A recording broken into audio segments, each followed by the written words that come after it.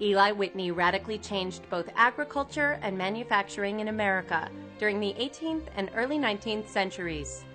Eli Whitney is best known for his invention of the cotton gin, which revolutionized the cotton industry in the South. He's also famous for the idea of interchangeable parts, which really helped initiate factory production and the second wave of industrialization. Born in 1765, Eli Whitney grew up on a farm in Westborough, Massachusetts. After attending Yale, he got a job working on a tobacco plantation in South Carolina. With the tobacco market in decline, Whitney's employers turned to a new cash crop, cotton.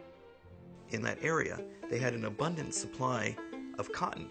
However, the cotton has lots of seeds, and it took hours of manual labor to remove those seeds and then spin the cotton into a fabric. Eli Whitney was a gadgeteer and what we would call an inventor today. He realized that this was a very laborious process and developed a simple machine, the cotton engine or cotton gin, to separate the cotton from the cotton bolls. The cotton gin was a simple machine which was able to mechanically separate the fibers from the seeds 10 times more efficiently than a slave. It wouldn't have been possible to establish the cotton industry in the South without this device. Its more efficient production of cotton called for greater demand for hands to produce the cotton and to harvest the cotton. The cotton gin led inadvertently and quite tragically to the explosion of the slave system, which had been on the wane in the late 18th century. Whitney patented the cotton gin in 1794, hoping to install the device in cotton plantations all over the South, and charging farmers 2/5 of the cotton profits.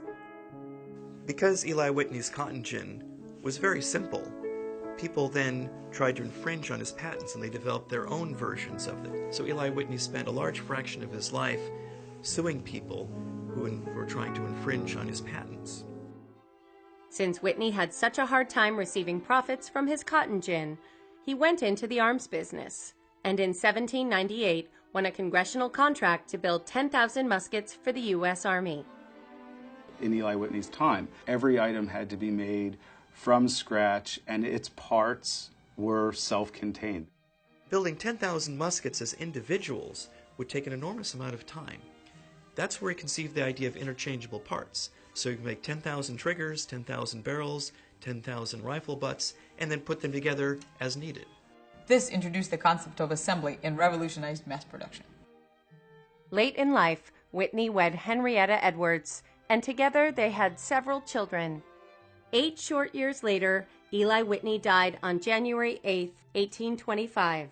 Today, Eli Whitney is often considered the father of American technology.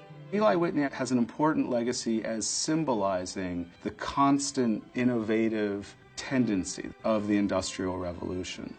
While most people remember him for the invention of cotton gin, it's really the concept of assembly in interchangeable parts that truly changed the world.